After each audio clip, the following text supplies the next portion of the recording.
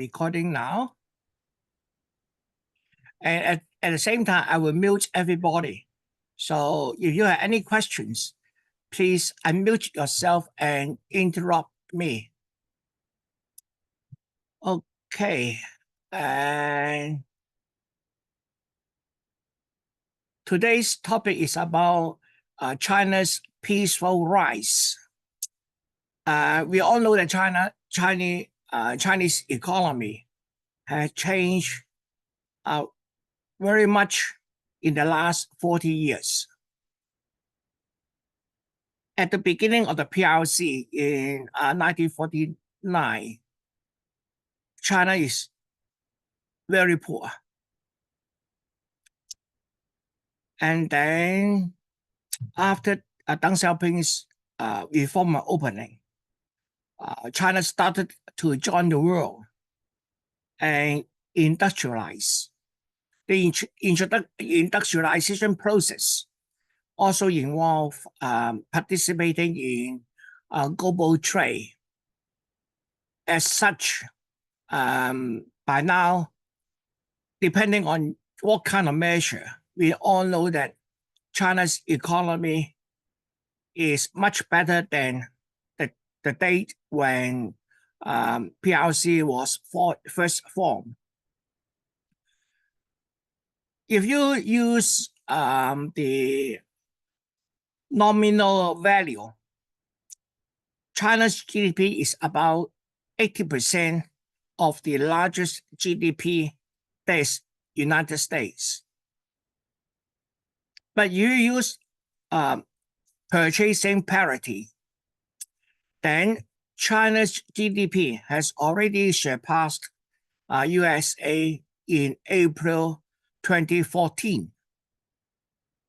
So China has risen. Of course, if you use per capita, China is still relatively poor.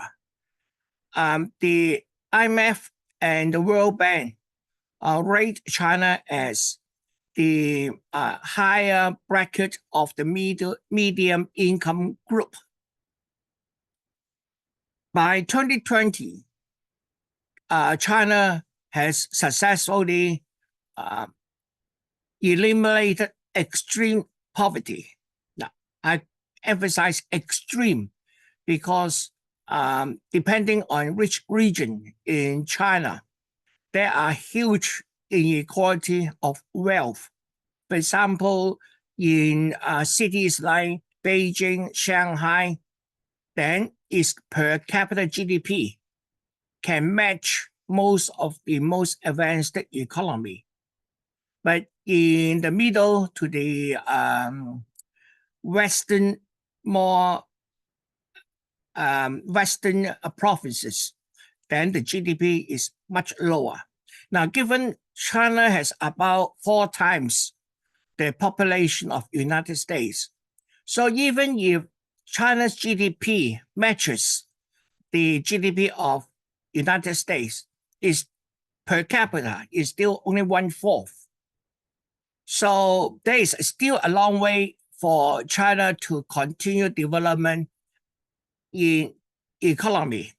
So that will be another issue. Can China continue to rise? But at the moment, what we are going to do is look back into the last 30, 40 years.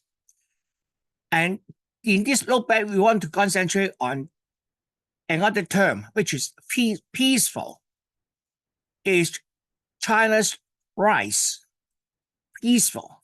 So there's the question I try to answer today. And then next week and the week follow, I will follow with 2 regions. Next week, we will look at Middle East, and then we will look at the Southeast Asia or Asian countries. Let me move this a little bit. Yep. So the first question is, of course, is China aggressive during this rise? We heard a lot about China threat. The China threat consists of 2 parts. One part is Chinese economy is going to collapse. So the Chinese collapse theory. Another is Chinese threat theory. That means China is a threat to the global system. So we are going to look at this. Is China not following the international order and norms? So we will ask, what does it mean by international order and norms? So the first question is, when we talk about aggressiveness, we talk about whether China has initiated any war. The answer is no. Since the formation of the People's Republic of China, China may have involved in 2 wars. One is the Korean War at the very early stage of the PRC. Another one is the war with Vietnam, although China did support Vietnam against the United States. But in these 2 wars, in the Korean War, China is supporting the South Korea. And then when the war ends, all the forces, the military forces, retract back to China. China didn't take any territories of the North Korea. For Vietnam, the Chinese forces did get into the land for quite a distance. I think it's over 100 kilometers. But then it quickly withdrew. And the whole entry of forces into Vietnam lasts, I think, less than a month. So other than that, China hasn't involved in any other war. There are a little bit skirmishes between India and China, especially along the border. But these skirmishes are fist fights. Both sides do not use hot weapons. They might use sticks, throw stones against each other, but they never use hot weapon. No bullets was ever fired at the between the Indian and the Chinese, at least for the recent skirmishes we noticed along the China-Indian border. So the next question is, how many military bases did China has outside of China? Well, the answer is 1. In Djibouti City. And Djibouti is along the Red Sea. It's one of the very small country. But the interesting thing is, in Djibouti, quite a number of countries have military bases, including the United States. Now, this is the building of the military installment at Djibouti of China. So China have 1 military space outside of China, and that is for support of the military actions to protect the trade or against the privacy in the Arabian Sea. So I'm going to play you a little video. I thought the best way to proceed was to get everyone in the one room. Good thinking. Okay, you're right. I'll come straight to the point. This white paper is recommending we spend close to $400 billion over the forward estimates. Now, at some point, the PM is going to be asked a very simple question. In order to protect us from which enemy? It's so hard to say. 400 billion, pick one. A regional player. Specifically, Colonel. An Indo-Pacific regional player. More specifically? Indo-Asia Pacific. That's broader. Who are you leaving out? Europe? Yeah, I sort of need a country. Or an unaligned player. No, a country. One that won't threaten us. Just one. Yeah. I wouldn't want to raise tensions Where? in this room. You know what? I'll name one and you just nod. China. Yep. Okay. And what exactly are we protecting? Strategic interests. Specifically, Colonel? Indo-Pacific strategic Again, interests. really specifically. Indo-Asia Pacific strategic You know what? interests. I'll say it and then you nod. Our trade routes. Yeah. And who is our number one trading partner? Shall we use the nod system? Sure. China? Yeah. So under this scenario, we're spending close to $30 billion a year to protect our trade with China from China. And that doesn't strike anyone at this table as odd?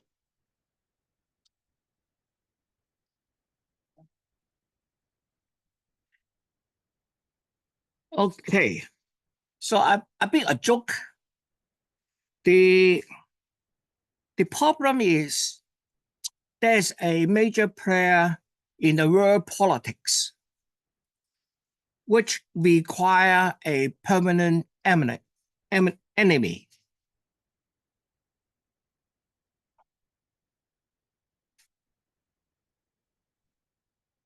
So let's look at a little video between two notable political scientists. John Mearsheimer, an American international politics professor.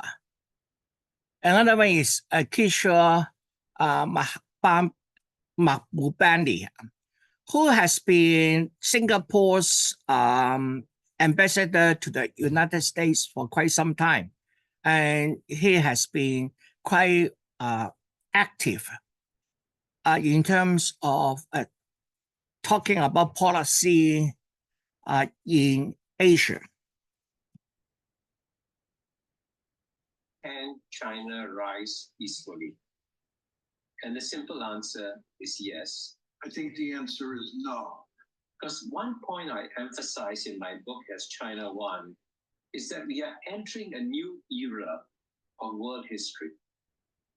200 years of Western domination of world history is coming to an end, and we're returning to the norm of the first 1800 years, from the year 1 to the year 1820.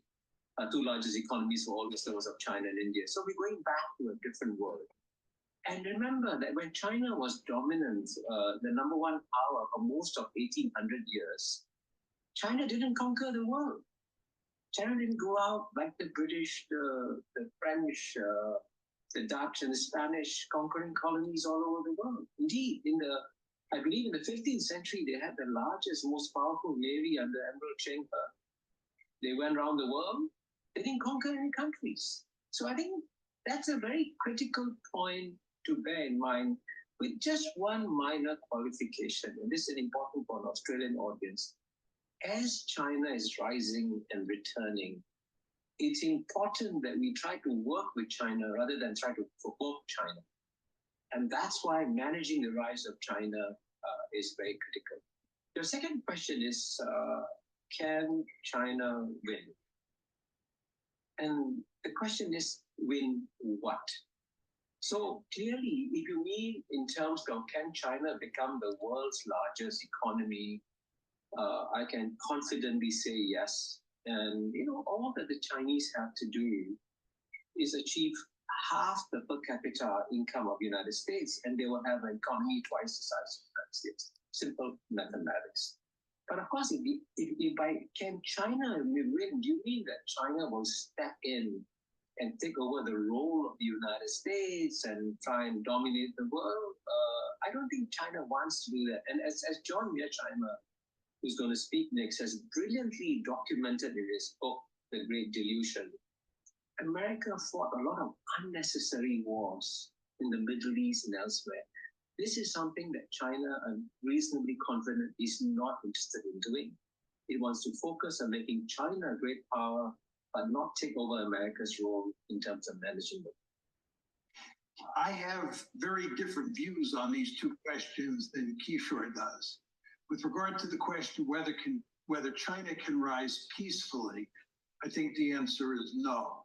My basic view is that what China is going to do, as it continues to rise economically is that it's going to translate that economic might into military might, and it's going to try to dominate Asia the way the United States dominates the Western Hemisphere. It's going to try to become a regional hegemon, the way the United States is a regional hegemon here in the Western Hemisphere.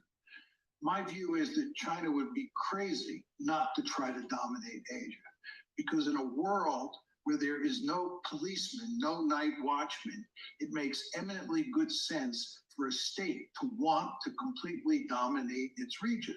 So I think that China will set out to do that. Of course, the United States does not tolerate peer competitors. The United States wants to remain the only regional hegemon in the world, and it therefore will go to great lengths to prevent China from dominating Asia. And the end result will be that you'll get this intense security competition with a serious chance of war. With regard to the second question, we're very early in this competition, so it is hard to predict who's ultimately going to prevail. I think when you read Kishore's excellent book and you listen to him over the years, he thinks that the Chinese have the wind behind their back and that the United States is kind of like a dinosaur. I would not bet on that, Kishore. If I had to bet, I'd bet on the United States. The United States has taken on 4 potential peer competitors in its history: Imperial Germany, Imperial Japan, Nazi Germany, and the Soviet Union. The United States played a key role in putting all 4 of those countries on the scrap heap of history. The United States will go to great lengths to compete with China and to prevent it from dominating Asia. And when you look at the demographics of China and the United States, and you look at the economies of the 2 countries, I think that the United States is in better shape than China is. And for that reason, if I had to bet, I'd bet on the United States. Well, John, thank you so much for that. And as you can tell here, John Mearsheimer and Kishore Mahbubani clearly take different views on this question about whether China can rise peacefully and whether it's in the process of replacing America in terms of primacy in East Asia. Okay, so this summarizes the 2 different views. One, obviously, think that as China becomes more open, it will become more like the Western countries. China will adopt the values of the Western thinking, and hence will follow a path of the rise of Western powers. Like we know that in the past, say 300, 400 years, initially we had the Portuguese, and then we had the Spanish, and then of course we have the great British Empire, and today we have the Americans. During all these rises, we see a colonization of the world, we see bloodshed, we see a lot of human sufferings.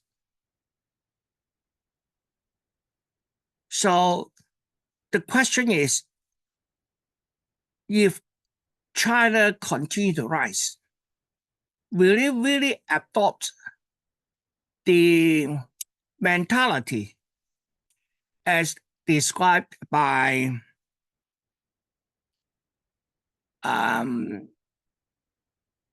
Mearsheimer? Or the Chinese has a different philosophy?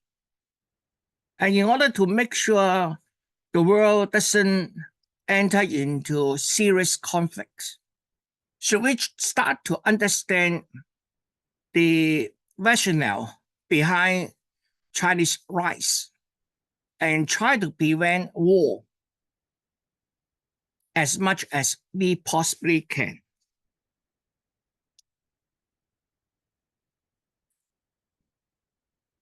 Come on, next.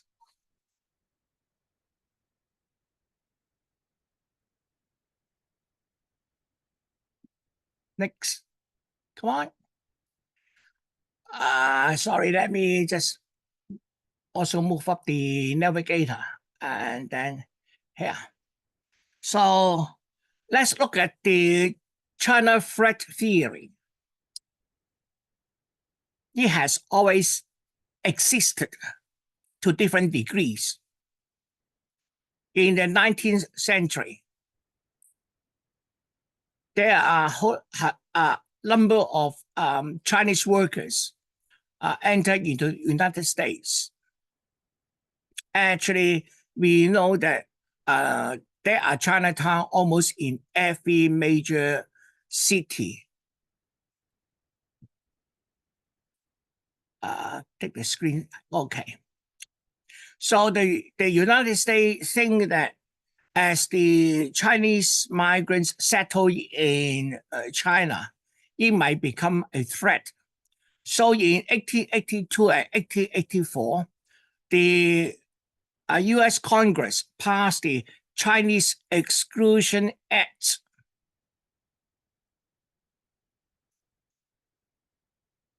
The ideology of white supremacy and the conflict between Eastern and Western civilizations, which are reflected in it, can still be found in the subsequent China theory threats. So at the inception of the Chinese Communist Party in 1900, another surge of the Chinese threat theory comes along, especially when PRC is formally formed in 1949. Then there is a theory that there might be a domino effect.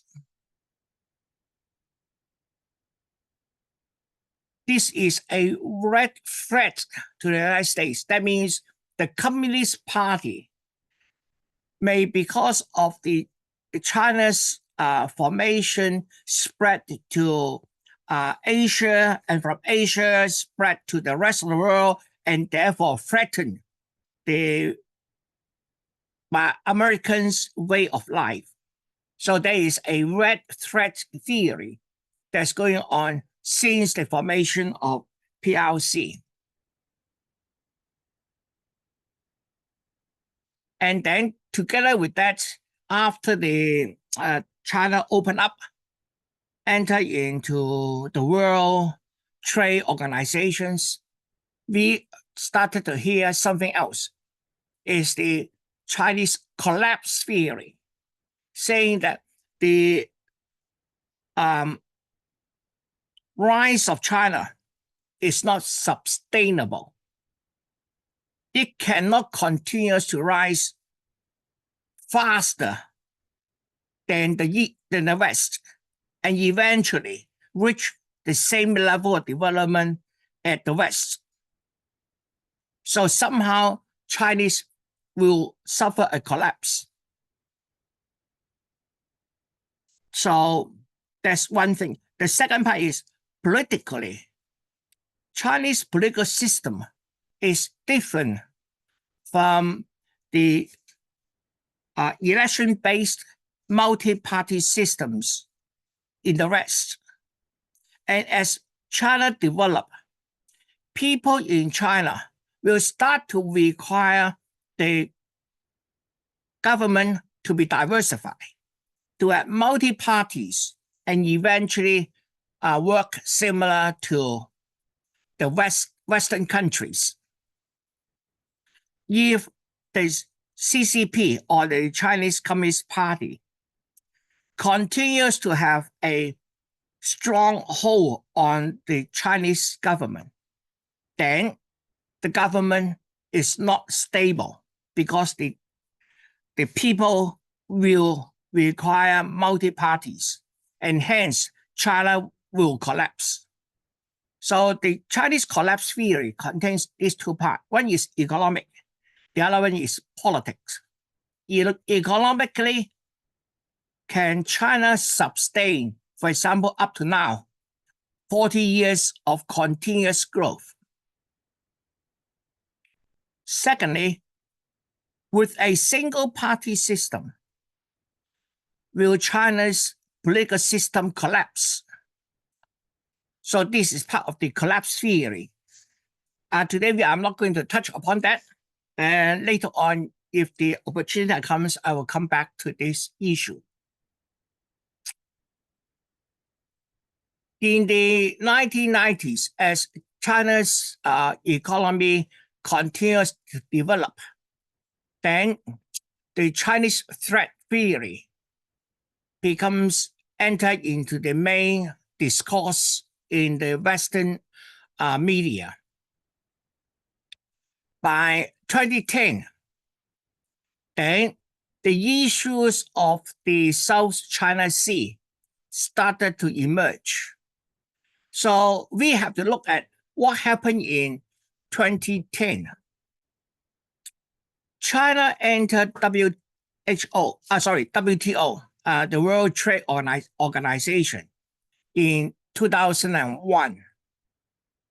By 2011, China's economy surpassed Japan, becomes the world's second largest economy, measured by nominal currency values.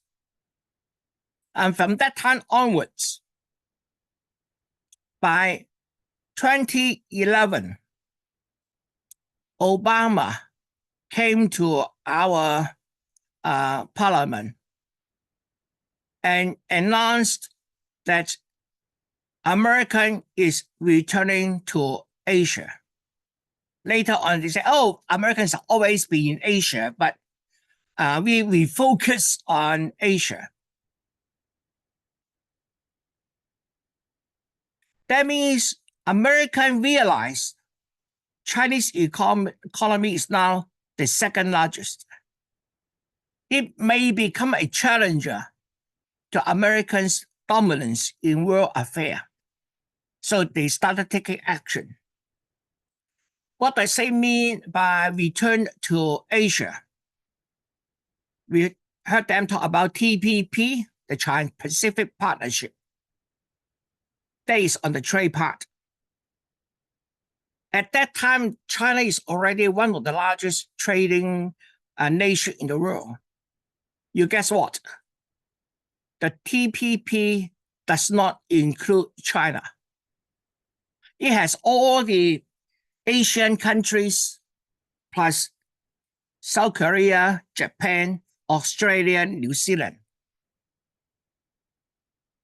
But around the Pacific, who is the largest trading country? China. Unfortunately, China is not included in TPP. So that everybody can realize what is that implication. The second implication is that the return to Asia objective or strategy will include moving 2/3 of American naval power into the Pacific. So I put that question to you to think in the shoes of the Chinese leaders. Obviously, they know about the TPP. They know about the idea of putting 2/3 of naval power in Pacific. So they look around and ask, what is the purpose of the Americans doing this? Who is their enemy, or at least imaginary enemy? Looking around, the only conclusion, there's nowhere else, is China. So Chinese realize that American is treating China as an enemy. And then, of course, that is also the time when Xi Jinping became the chairman of the Communist Party of China. And they started demonizing the Chinese leader.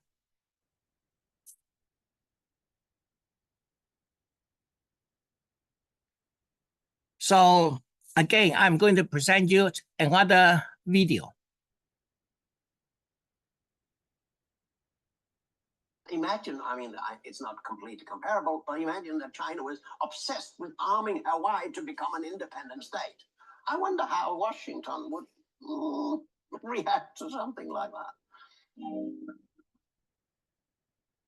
I'm a PhD in sociology from way back in time at Lund University in South Sweden. So I'm a social scientist, and I've specialized all my academic life on peace studies. That is a branch of social studies where we deal with reducing violence exactly as a doctor reduces diseases if he or she can, and then disseminating this through research, public outreach, and activities on the ground. I worked in a lot of war zones and tried to heal wounds after wars.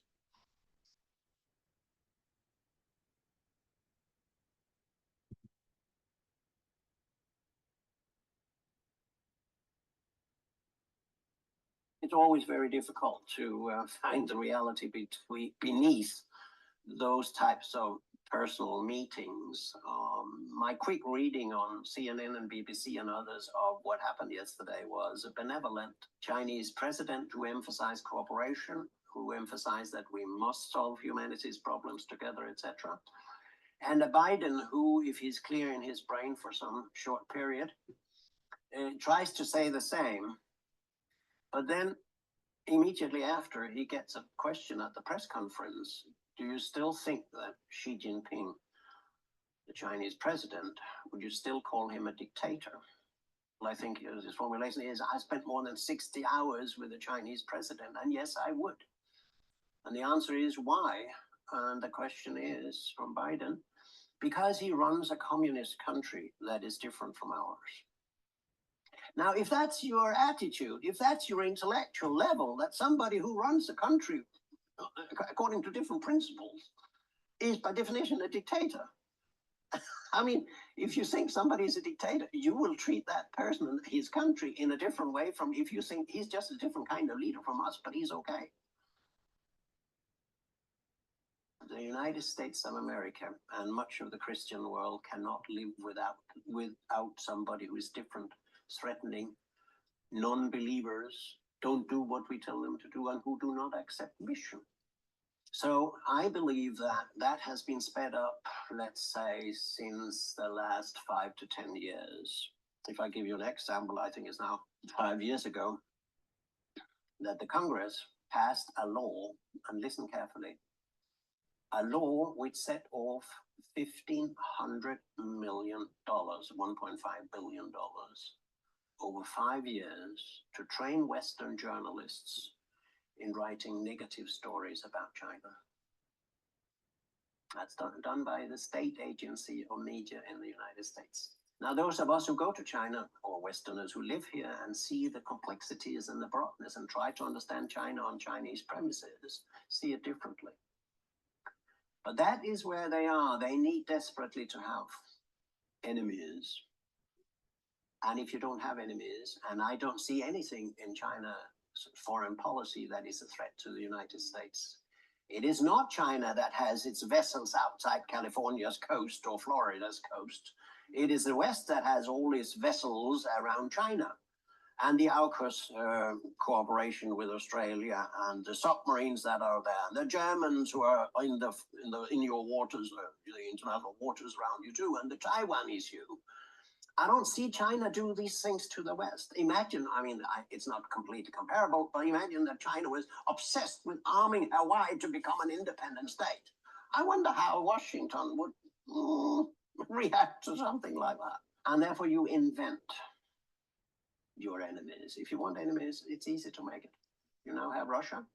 You have a large part of the African world, the global south. You have China that you declare don't follow us, are different from us, think differently, and therefore they are our enemies. This is very, very dangerous and very, very sad because we could gain so much from working together. And I can still only hope that there will be somebody who comes to their senses, and it will not be Biden, and it will not be Trump, and change America from the inside. Because the moment America, with all its resources, creativity, and ideas, and history, and knowledge, begin to become a partner in the world, not somebody who insists on dominating over everybody else. The world will be a much better place and the United States will be a much better place. So I'm looking for a peaceful revolution where the Americans will rise and say, enough is enough with your empire and militarism. We want a good society here and we want to be friends with the world. The only candidate who is saying that at the moment is Robert Kennedy Jr., Robert F. Kennedy Jr. But it remains to be seen whether he will have a chance to become a president. I doubt it, but we'll see. Well, if you look at what I would call the social cosmology of the West, it's very much made up of center periphery, one God, one truth, either or thinking, male or female, left or right, not both and it is handicapped by being a culture of mission or missionary. You have the French word civilisation, mission civilisatrice. The idea that we are supposed as number one world, you remember it was one called the first world, the second world, the third world, and the fourth world. That by the first one, there's this idea that we shall all move up to become like the West, Europe and the United States. And that idea, of course, is everywhere, whether in colonialist times in Africa or elsewhere, the liberation movements in the 60s, they said, we don't want to have your system, whether it's Christianity or it's your way of thinking of human rights or whatever. And you have the same question here in China with the opening up of Nixon and Chu Enlai's meeting via the connection of Chas Freeman and Kissinger, that the hope was that if we open up to China, we will achieve two things. One, we will see to it that China and Russia will not be ganging up against us. We'll split you.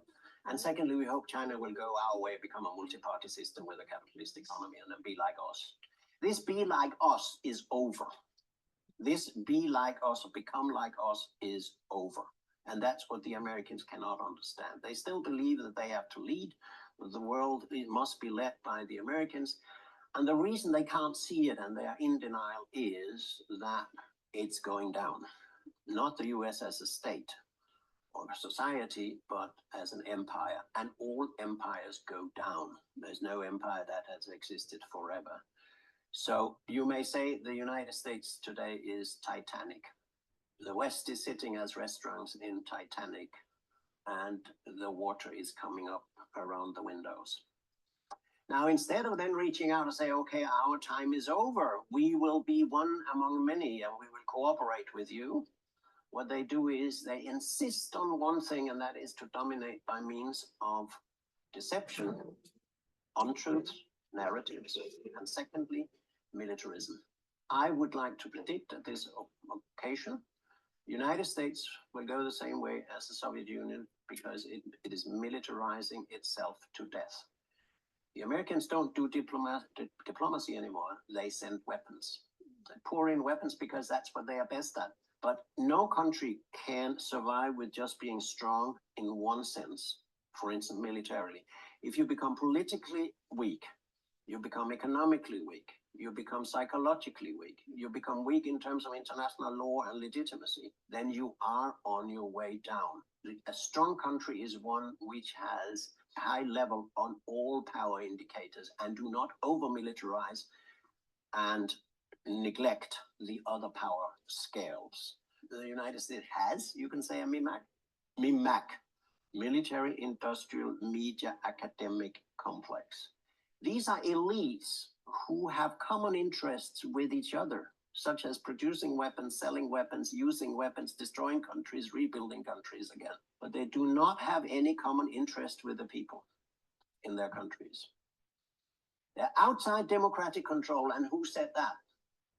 President Dwight D. Eisenhower in 1961 or 2 or whenever he made his farewell speech. It's a very famous speech by a man who was a general himself, who said the United States has developed a military industrial complex. He didn't call it MIMAC as I do. And we need to put it under control to remain a democracy. What is undermined very, very clearly now is pluralist open media and our democracy in the West, because everything is now geared to warfare and militarism. More, more, more. There's nobody who stops to think. There's nobody who stops to think about the long-term consequences of pouring in weapons and never solving the conflicts. You just look at what goes on now in Israel.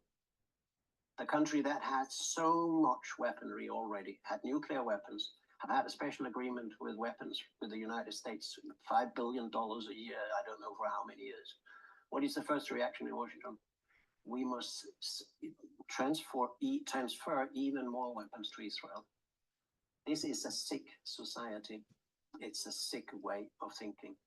And of course, this whole thing has to do with, as I said before, the dream, the unrealistic dream or illusion that if we can get rid of Russia as an opponent, and we have created that opponent ourselves because they have never invaded a NATO country, they hope that they can concentrate all NATO's resources on a Cold War or, God forbid, a hot war against China. You just go to NATO's homepage and you look at the threat perception. NATO is now characterized to be something like a church. You either believe in this nonsense or you don't.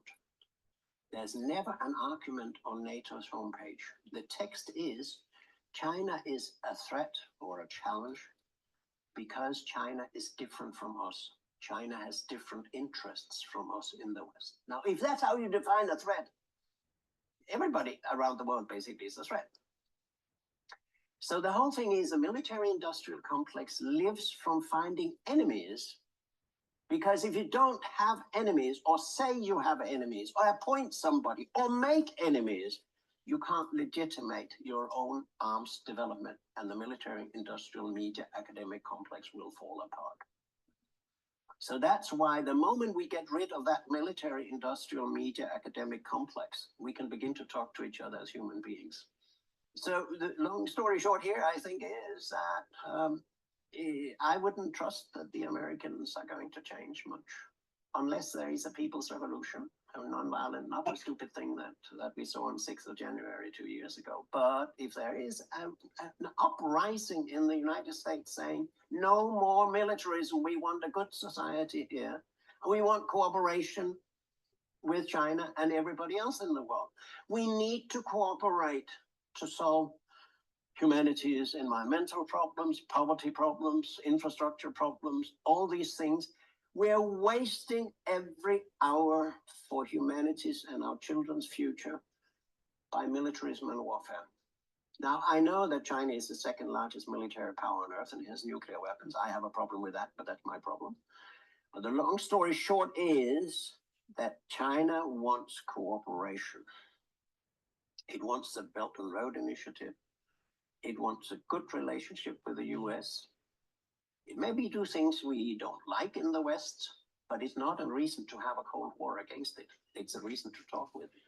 So therefore, these meetings are important, but we need much more dialogue in terms of online thinking. We need NGOs working together. We need cultural people working together. In parentheses, I'm also an art photographer and I'm trying to do an exhibition here in China about dialogue.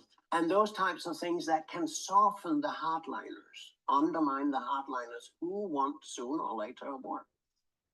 And if you ask me, Taiwan, it's very simple. It's China. It's China, and it's very clear in the communique between Zhou Enlai and Nixon. I think it's number 12. It's a very large document, very clearly saying the United States will not interfere in this issue. And so we have a one China policy. It does all the things it shouldn't do in Taiwan. And I have a huge problem with that. I'm not very popular saying that in the West. But if we keep on doing this, we can only hope that China will be patient enough for long enough for the United States to sink on its own in that destructive self-militarization. But I would wish, as somebody who has never hated the US and never been anti-US, or anti-American, as they say. I'm a collector of American art. I work with American scholars every day. That the United States will come to its senses and begin to see itself as one partner of the world and not a dominator, an imperialist and militarist. I think it's possible. We still have this possibility of rising from below in the Western world and say enough is enough. I'm looking for democracy to work that way. I'm not looking for Biden or Trump. I don't think they will change the system. We need a system change in the West. Well, there can't be peace in the world without the two biggest countries and economies working together. Again, I would have hoped that the European Union would be helpful. The European Union could have been a mediator in a way between Americans' hardline anti-China policies and China. But with von der Leyen obviously being more or less, a propagator of Washington, having no independent mind or thinking of the European Union, and with Mr. Borrell, who's basically a racist. Remember his statement about paradise in Europe and the jungle outside that is dangerous. There's not much hope there either. I was a believer in the European Union because I thought it could be another West with a more intelligent dialogue policies, East, West, North, and South, than the empire over there in Washington was. But I was wrong.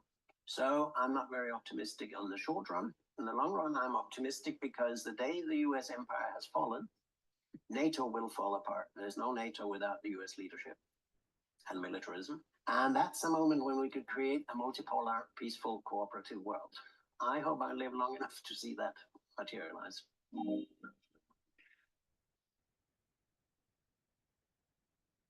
Okay, so understanding China, I think, is the only way forward.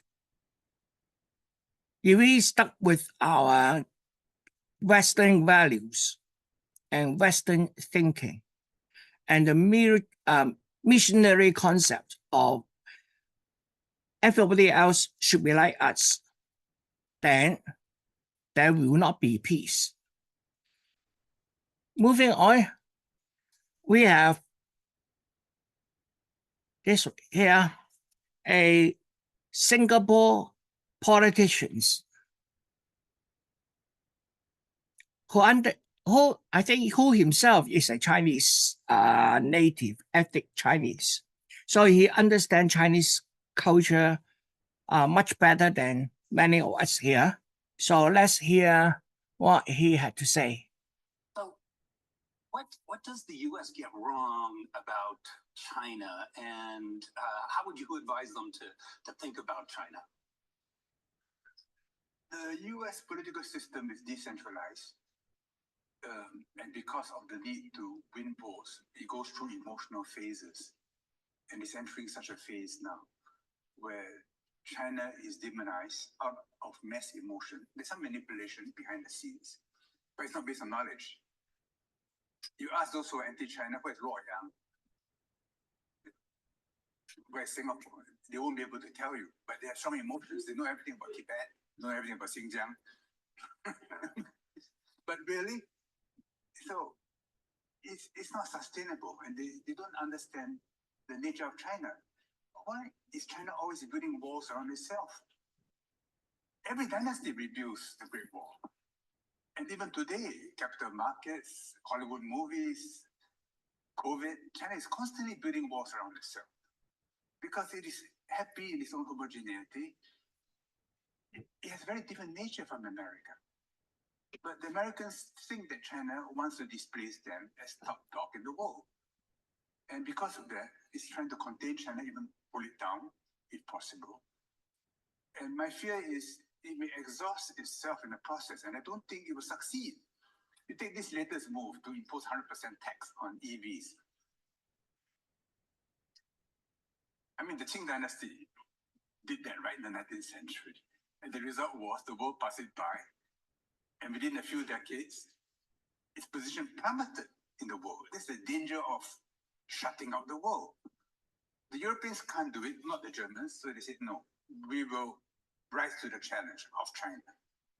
And whether it's Mercedes-Benz or BMW, these are very solid organizations. And I think they will put up a stiff resistance and in some ways will remain better than the Chinese. But if you say, no, hide behind the walls, 100% tariff, you become very weak. But this is the phase Americans are going through. But I fear that on multiple fronts now, they are facing very difficult challenges. You look at, well, the Democrats are more globalists. I mean, they They express American exceptionalism. They feel that America should be dominant everywhere and its values should prevail everywhere. I don't think they can succeed. Trump is more isolationist. He tells NATO partners, if you don't cough up, it's like your insurance. If you don't pay your premium, the policy is cancelled. NATO won't defend you. People are in shock when he talks like that. But does it make sense? In a way, he does. Because if I am an ordinary American, who's paying for all this? Well, you can print the US dollar, that's okay. But one day you cannot just print dollar like that. And it'll be a choice between guns and butter. So my money goes to guns or for my butter. There's no question how they will vote. So the key event will be when the primacy of the US dollar breaks. We all know you have to break sometime or other because it's abnormal. If it's 30 years from now, well, let's drink and be merry. But if it's 5 years, well, we've got to calculate, right? Do we know when the cookie will crumble? We don't know. But the way the US is moving is bringing forward that date. I mean, they try to control countries by sanctions. And if you are subject to sanctions, it's no joke. I mean, I have Hong Kong friends. One of them is quite senior in the administration. They say, no, I'm completely beholden to my wife. I can't have a credit card, I don't have a bank account.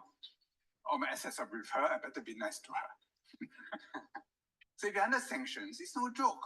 So when they threaten the ICC, you put out an arrest warrant on Netanyahu, will go after you and your family members. A number of US senators have signed that. So of course the ICC has to stand up to it. But I'm quite sure privately, they'll say, this is a serious matter. Not just me, but also my entire family. Then how do I operate? But how long can you pursue this cause? So last night, India, yesterday, India signed an agreement with Iran to open up a new corridor from Chabahar to the Caspian to Central Asia. Now, Chabahar was used by the Indians to supply the Northern Alliance in Afghanistan. With US support, they closed one eye. But now the US have moved out from Afghanistan, India is left without a capability in Asia. So strategically, they need access. And the US said, we will sanction you. I don't think the US can afford to sanction India because they wanted India to side with them against China. The Indians know it. The Indians are playing a very clever game. They say, well, we're buying arms from Russia, we're selling arms to Russia, we'll have access to Iran, and do your worst. I don't think the US were there to do its worst. And everywhere now, the US will find countries standing up to them. So you can no longer contain Iran. You can't contain North Korea with Russia as a member of the Security Council refusing to vote to continue the surveillance facility on North Korea. So this is the kind of situation we're entering. And it's a bit strange. Last night, I do not know whether you read your report this morning. Blinken was in Kiev. And he went to an underground bar, literally underground bar, to strum the guitar and sing Neil Young's Living the Free World. And it's all over the internet now. Why did he do that?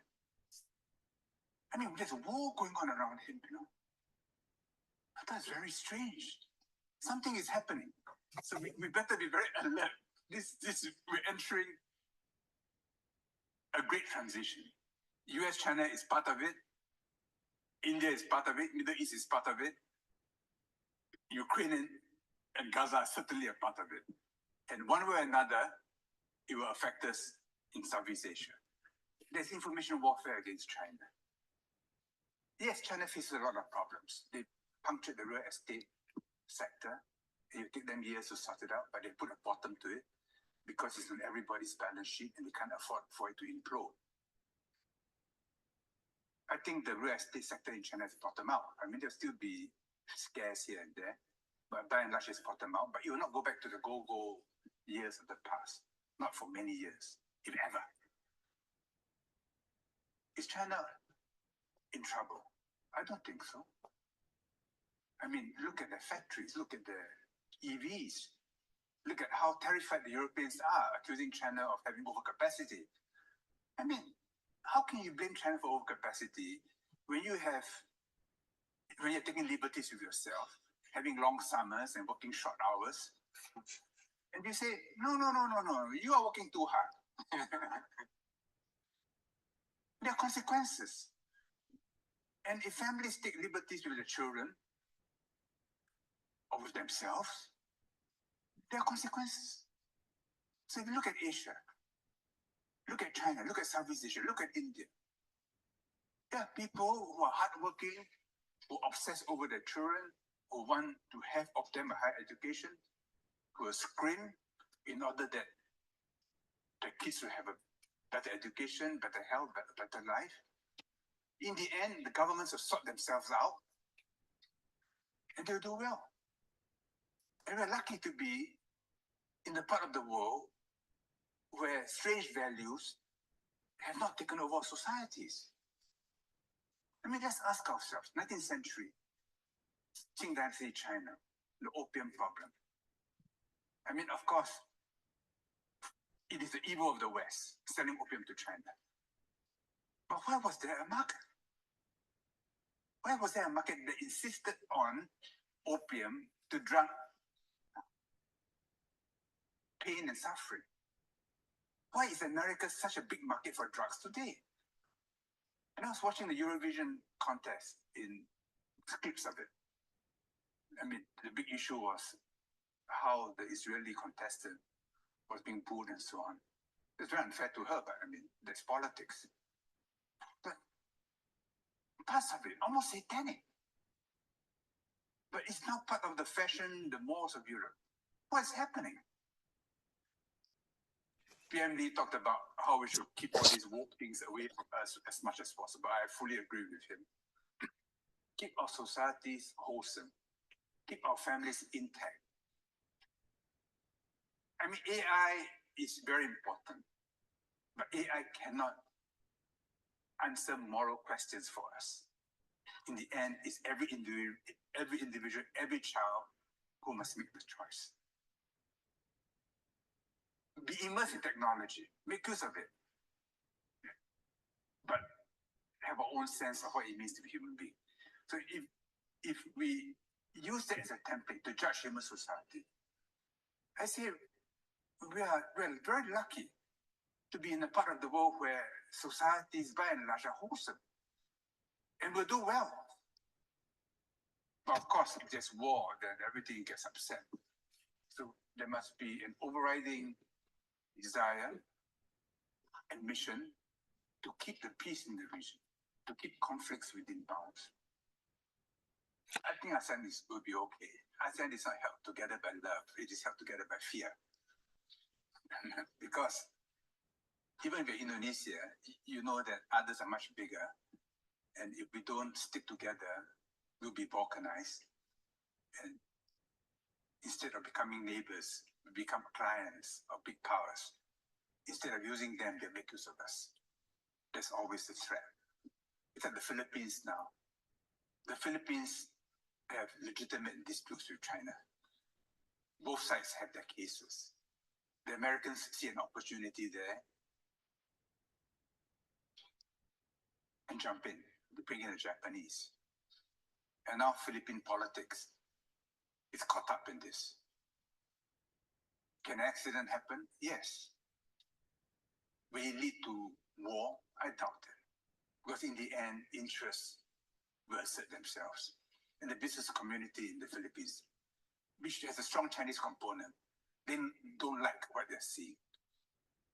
And below the emotions, the Filipinos know that in the end, they need economic development. And to some extent, if the Americans are somewhere, they strengthen their negotiating position with China. So China must manage this skillfully understanding the domestic politics, understanding that deep inside, the Filipinos are pro-American.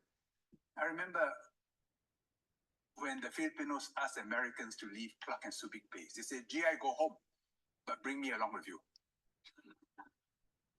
So this is the Philippines as it is. So China must work with it and find a way to save face. I mean, they had an agreement, a gentleman's agreement with Duterte, which Marcos has repudiated. So, okay, so they must find a new way to equilibrate and make use of the Americans and not be made use of by the Americans. But that's very difficult. When you try to make use of a big power, you end up being made use of by them. So Singapore has learned that lesson. We are very careful. Then look at Vietnam. Vietnam has made a very important decision to go with China. It was not well reported, but Vietnam has agreed that Hanoi will be linked to Kunming and Nanning by high-speed rail. This is big because each connection is tens of billions of dollars and will change the topological configuration of logistics and supply chain and human movement for decades to come. The Vietnamese held back this decision for a long time, but they're cracking down on corruption. China is now an inspiration to the General Secretary, but he's having one hell of a fight in Vietnam. But I think in the end, they have no choice. Because if the Communist Party is termite-ridden, there's no hope for Vietnam. They know it. And they didn't fight the French and Americans, nothing. And just this month, just maybe today, I think, they're celebrating the 70th anniversary of the victory over the French in Dien Bien Phu. Generations died to secure the independence. They are not going to throw it all away by allowing corrupt officials to take over the country. And they're watching China and the way it's going. So they will take the same route. Indonesia, Prabowo, first visit to China. People scratch their heads. Why did he do that? And when he met Xi Jinping, it was Xiao Ti talking to Taka, little brother talking to big brother. But when he went to Japan, then his brother talking to brother. But don't be mistaken, because Southeast Asians have seen China in early incarnations. They know the Chinese like all these things. So when they go to China, they will bow and they will scrape and so on. But it doesn't mean that they are servile inside. And if interests are involved, they will assert themselves, as we see in the Philippines. But it's part of Li, it's part of the ritual of relations with China. And you look at the other countries, Laos, Cambodia, Thailand, Malaysia, Brunei. No one wants China to be an enemy. And the Americans don't understand this yet. That because China is getting bigger and bigger for us, all of us want the Americans to be in the room. But if the Americans say, no, we have to choose between China and us, then we say, no, we can't. How can we choose? I mean, China is where outside the bread is buttered, But if they don't ask us to choose, then every door, every window is open to the Americans. And they will not have to pay a cent. I think eventually they'll come to this realization. The Europeans and Japanese already know it. But it'll take time. And this is a transition that unfortunately we have to go through. Okay, so we have heard different speaker.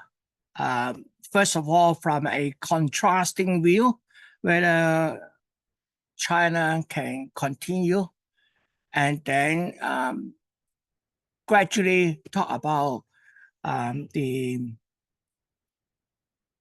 reality of the current geopolitics. So the next issue is China continues to rise? Will it face an economic collapse? China has not been having a good year. Between extended lockdowns, real estate market collapses, banking crises, trade wars, food insecurity, and an unusually high level of civil unrest, it's starting to look like the once invincible CCP is forming cracks. Look, I know it's fun to speculate the demise of a regime that has done some terrible things, but now is probably the time to remember that just because we want something to be true doesn't mean that it is. It's easy to see why news stories, articles, and so many YouTube videos speculating about how many days left until China collapses is getting so much attention. But if you hadn't guessed already, it's probably not going to happen. At least not in X number of days. We also shouldn't be hoping for it to happen. As cathartic as the idea of our biggest global rival imploding might be, we also have to realise that this would be good news to nobody. And I'm not just talking about the 1.5 billion mostly innocent people living their lives and raising their families in China. I'm also talking about all of us that depend on a delicate global finance and trade system which would not react well to the second largest player falling into disarray. To make sense of these frankly very clickbaity titles, we must as always understand a few important things. So, why is everyone suddenly predicting that China is on the brink of collapse? What are the chances that these predictions will actually come true? And finally, why is this most likely totally overblown? This episode of Economics Explained was brought to you by Brilliant, the best online tool to teach yourself science, technology, engineering, and math. I think there is a big difference between just learning something and truly understanding something. I could tell you that a launched object will fly through the air in the shape of a parabola, and you could repeat that factoid back to me, so I guess you would have technically learnt it. But would you remember it, and would you understand why? Would you be able to tell me what would happen if we changed any of the variables in our perfect model? If instead you understood the interplay of forces acting on that object, you could tell me what shape it would make as it flew through the air. And you could also tell me what would happen if we launched the object in space, or underwater, or without gravity. That is understanding, and you will remember things that you understand for a lot longer than things that you merely learnt. Brilliant's interactive courses are structured in such a way as to make sure that you are understanding the subject as you go. To get started for free, go to brilliant.org/economicsexplained, or click the link in the description below, and the first 200 of you will get 20% off Brilliant's annual premium subscription. Now, before I get into China's apparent collapse, I want to do two things. The first is to give the standard big disclaimer that internal Chinese economic figures are extremely unreliable and in multiple instances have been found to be altered by authorities to present the nation's economic situation in a more positive light. The other thing I want to mention is that while I was researching and writing this video, I noticed that another smaller economics YouTuber by the name of Money and Macro made a very similar video. For the most part, we have explored completely separate issues within the bigger theme of this collapse narrative, but I want to mention his work anyway because he is great at calling out journalists and YouTubers on their nonsense, including myself in the past, although I think I got the last laugh on that inflation situation. Alright, now that that's out of the way, China's economy has not been having a very good time recently for a laundry list of reasons that I think are worth addressing individually. Most recently, it has had record heat waves and droughts. Heat waves in any country are bad news, but China is uniquely unprepared to deal with them. Most of their industrial capacity comes from city centres which have effectively had to shut down due to extreme heat causing conditions that make it difficult to go outside, let alone perform physical work in the nation's factories. Droughts are also bad news for the economy. Now, the situation on the ground is probably not as bad as people are saying. Nobody is going to run out of drinking water. People don't drink municipal water in China anyway. But water supply issues are going to have real impacts in other areas. Industry in China is heavily concentrated along its rivers, primarily the Yangtze, which is a waterway that has 175 cities built along its banks. If the Yangtze River was a sovereign nation, it would be the third largest economy in the world after the United States and, of course, China itself. The river is running dry along certain crucial sectors, which is directly interfering with hydroelectric power stations, regular power stations that need the water for cooling, internal shipping up and down the waterway, waste management as sewage and industrial runoff becomes more concentrated, and of course, farming.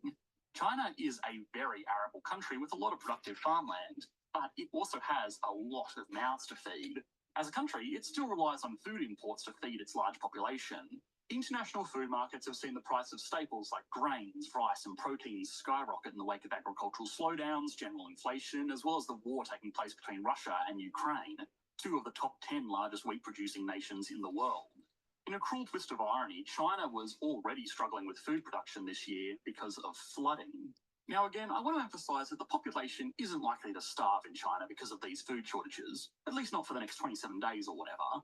But feeding families is going to become a lot more expensive, especially for cultural staples like pork, which is actually where a good portion of grain production in China ends up.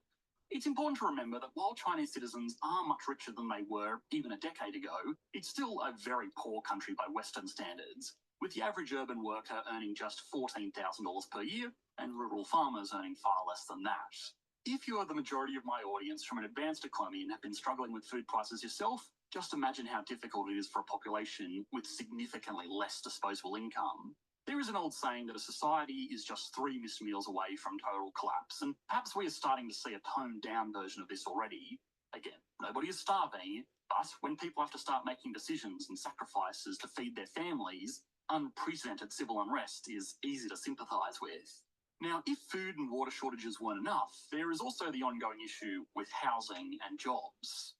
I first made a video on China's debt crisis a little over a year ago. Since then, things have only become worse. There were, of course, the issues with Chinese property developers that threatened to leave millions of people without their properties that they'd already paid for.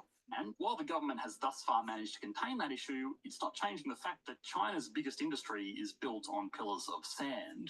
It's very easy to grow an economy through a combination of low-cost manufacturing, government stimulus through infrastructure, and building houses to supply an ever more speculative market.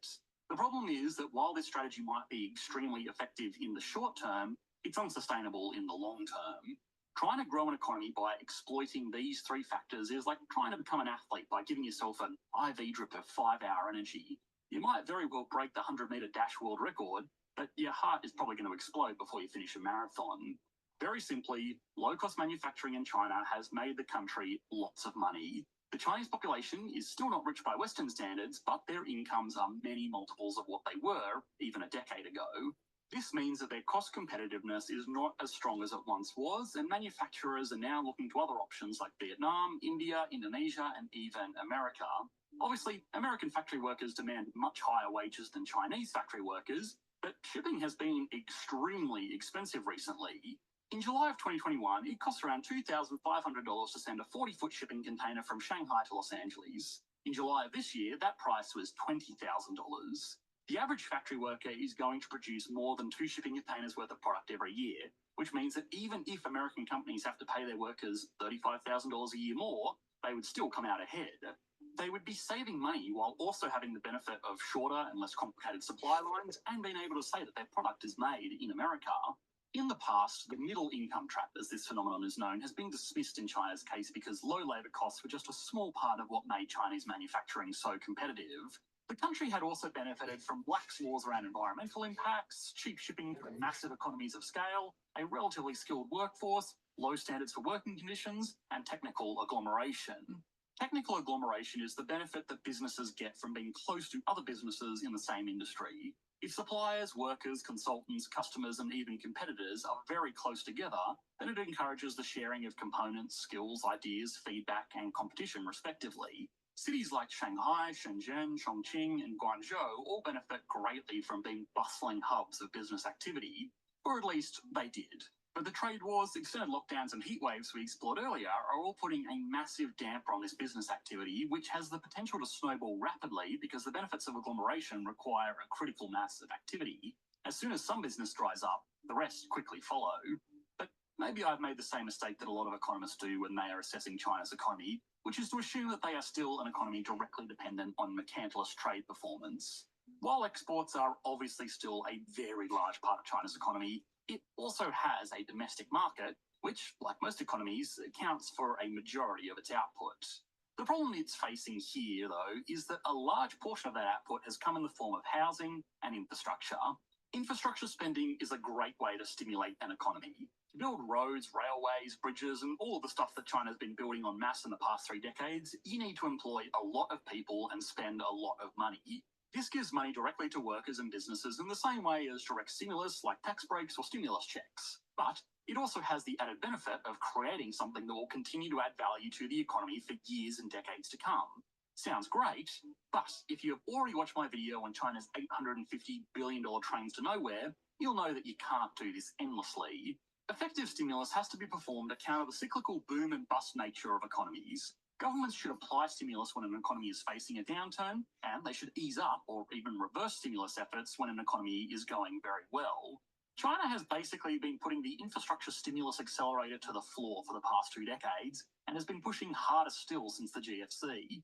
This has meant that they have been able to build a lot of impressive things and make a lot of impressive headlines, but they've been doing it all while spending a lot of money during a time when they really didn't need to be.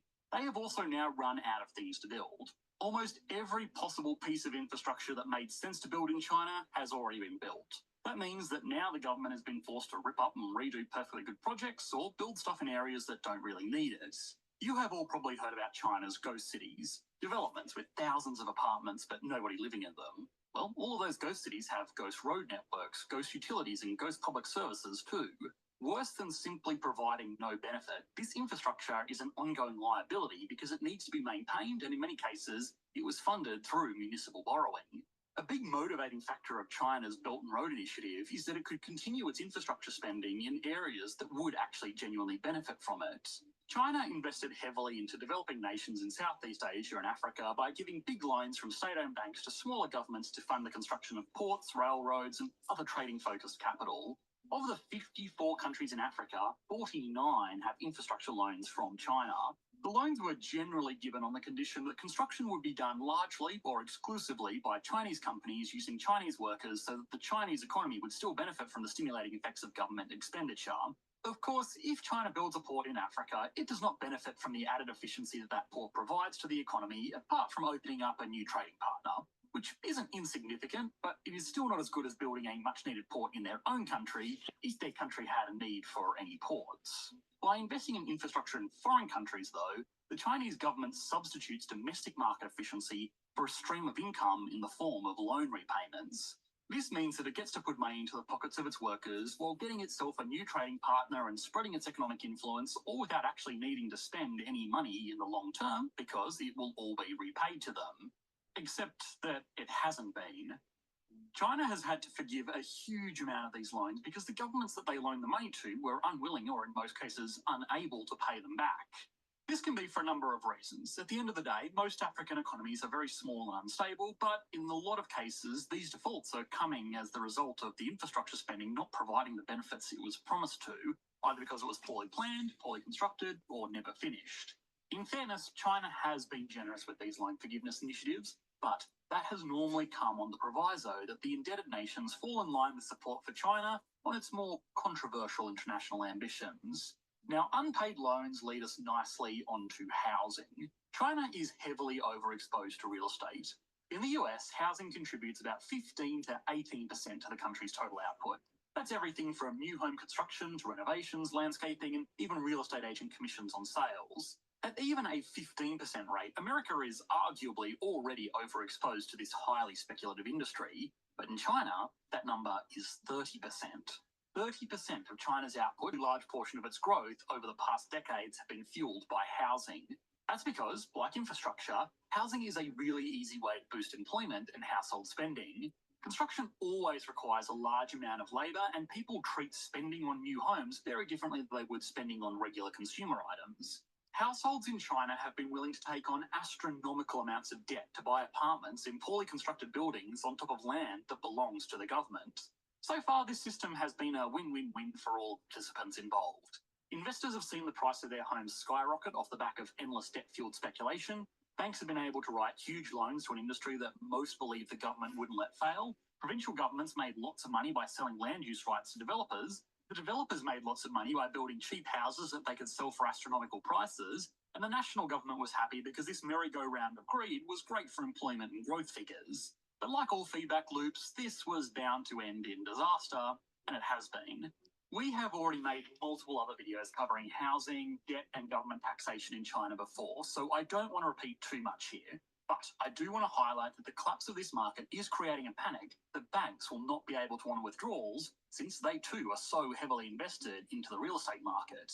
Chinese citizens are now facing what was once unthinkable, which is that their homes, which represent their investments, savings, retirement plannings, and their housing all in one, are now borderline unsellable, and that's if they're lucky enough to actually have a house. Developers are unable to finish projects that people have already paid for, more often than not with a combination of their own savings and a mortgage.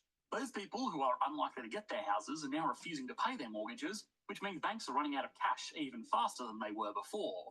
In anticipation of cash shortages, people are going to withdraw their savings from at-risk institutions, which is only further accelerating the problem. This is a classic run on the banks, and most economists see this as basically financial Armageddon. So there we are. A housing market collapse at least twice as potent as the GFC, municipal bankruptcies, foreign investment breakdowns, failing infrastructure, trade wars, droughts, flooding, heat waves, extended lockdowns, food shortages, civil unrest, industrial slowdowns, and bank runs. That's the brief list of things going wrong in China right now. This is to say nothing of an aging population, a long-term loss of industrial competitive advantage, and the gradual decline towards a less business-friendly, more authoritarian government. We can ignore those factors for now because, again, we are just trying to work out if China's going to collapse in the next 27 days or whatever. But with all of this going on at the same time, maybe it's more efficient to ask why China won't collapse. Now, to explain this, we first have to define what a collapse is. If we are defining a collapse as the total breakdown of civil order, people marching in the streets, governments being deposed, something like the Arab Spring, in many ways, there are some similarities. Those uprisings were kicked off by stagnating economic growth in Tunisia, and they were directed at authoritarian governments that were impeding on people's liberties. So it could very well collapse in the same way that America could have collapsed during the GFC, or in the same way that anything could theoretically happen at any time. If government leadership gets backed into a corner and tries to do something like invade Taiwan, then yes, it's going to collapse and it will very quickly turn into a failed state. It's just extremely unlikely. We as economists also don't know what we don't know. There could be anything from further natural disasters to government infighting to an alien invasion that could cause the state to collapse. But that's not a situation unique to China. It's just that China is in a slightly more precarious situation at the moment. If I had to present a scenario probability report, this would be a 1% chance, where a regular economy might be a 0.5% chance, and something like Russia would be 25%. Another potential collapse situation wouldn't so much be a collapse in the traditional sense as a regression towards becoming a closed-off, centrally planned economy again. We can in many ways already see this playing out. The country is becoming much more strict about who leaves and who enters. It has undeniably taken on a more nationalistic persona, and it's aligning itself with countries who are themselves getting cut off from the rest of the world. Now, I would argue that if this does happen, it will continue to be a very slow, very gradual decline rather than a collapse in the sense that China wakes up one day and realizes that it's North Korea 2.0. It would also be much harder to pull off. One of the reasons having a wealthy population is so fantastic is that they have the capacity to be politically active. China's population, while still not wealthy by Western standards, is not living meal to meal like it was back when the country was closed off from the outside world. It's much harder to subjugate a population that has tasted wealth and freedom. Not impossible, but much harder. All right, now I've covered myself from the "this didn't age well" comments. In the event that this whole situation actually does go south, it's probably better to look at some more realistic reasons why it probably won't. The first is that China can afford some economic setbacks. It has been home to the most intense period of economic growth in history. It has gone from a mostly agrarian backwater to the second largest economy in the world in the span of someone's working career. Lots of other countries have economic setbacks, and it's not too often that we see these devolve into outright revolution or anything of that nature. What's more is that a bit of an economic slowdown might be exactly what the country needs. Modern economies run on the business cycle. This is a rough pattern of booms and busts with a frequency of around a decade. This pattern is mostly caused by debt. When on average people are taking on debt, the economy does really well, and then when on average people are paying off or defaulting on their debt, the economy slows down a bit. Now, while those slowdowns might be painful, if well managed, they play a really important role in the long-term health of an economy. Downturns weed out underperforming businesses, products, and employees as everybody is forced to cut down to the essentials, which means that only the most competitive, value-adding, and efficient entities survive. I understand on a human level that sounds terrible, but long-term it means that the economy can bounce back stronger, which is a big part of the reason why, on average, this cycle of booms and busts tends to trend upwards over time. A pullback in the Chinese economy, again, if managed properly, could be a huge opportunity for the economy to shift away from its overdependence on real estate and infrastructure and focus more on value-adding industries like high-tech manufacturing, research and development, tourism, and finance. The Chinese economy is also a lot more robust than most economists are giving it credit for. This might be confusing, especially since I said a lot of the biggest industries are built on very shaky foundations, but these two factors are not mutually exclusive. Its real estate and infrastructure industries are crumbling, literally and figuratively, but the Chinese government is more than capable of controlling the damage from these issues in the short term. China has the most foreign currency reserves of any nation in the world by a huge margin. This means that in a worst-case scenario, it could completely hold off bank runs just by printing more money and dispersing it through a series of state-owned banks. Normally, this would cause inflation, but China can afford that right now. One positive side effect of all of this consumer hesitancy is that China is not having the same problem with inflation that a lot of other countries in the West are. The Chinese central bank has actually bucked the global trend and is lowering interest rates at the moment in the hopes of offsetting some of the pain caused by the collapse of the housing market. It can further prevent this having any knock-on effects by using its foreign currency reserves to protect the value of its currency so that it doesn't end up like Turkey or Venezuela. It turns out having a $3.4 trillion pile of money is also very effective in shoring up food security as well. China already imports more food than it exports, and if it needs to spend a little bit of extra money on making sure that its citizens are fed, it's going to be more than happy to do so, knowing the alternative. There are also the non-economic factors. Of course, this is outside of my specific area of expertise, but the Chinese population does not have the same opportunity for regime-changing levels of civil unrest. The government is authoritarian and they monitor everybody very closely. People will no doubt voice their frustrations, especially if they're in a situation where they are not going to get a house that they've paid for. But these protests are not directed at the government or the country. If anything, they are a very public way for these people to ask their government to bail them out of a situation that they have found themselves in. Chances are the government probably will bail them out too.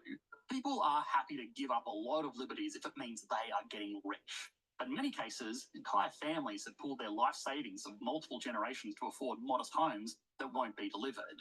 The government is likely to do what it does best and invest into building projects to soften the blow of this economic downturn. Only now, instead of building roads to nowhere, it has the opportunity to build something that really is in demand, and that is the housing that people have already paid for. It's another win-win. It will provide economic stimulus at a time when the country actually needs it, and it will avoid a situation where tens of millions of people have nothing to lose. The kinds of situations that tend to get a bit revolutionary. Okay, I will stop it here because time is running out. But I will still have a number of videos to show you, at least 2. That means I will continue this next week.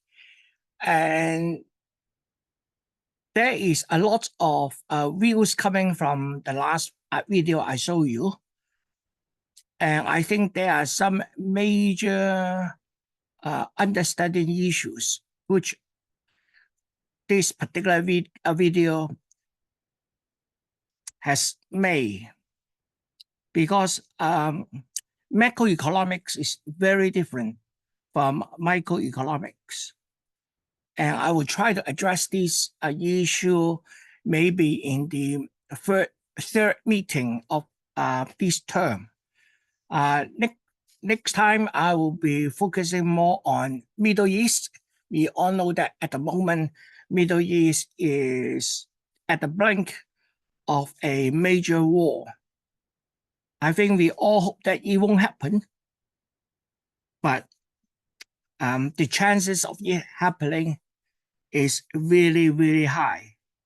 So I will leave the other videos for next time, and then we'll have a discussion next time, because we don't have the time to afford this time. So thank you for attending, and we will continue next week. Goodbye. Bye-bye. Thanks, Albert. You're welcome. Thank you. Bye-bye.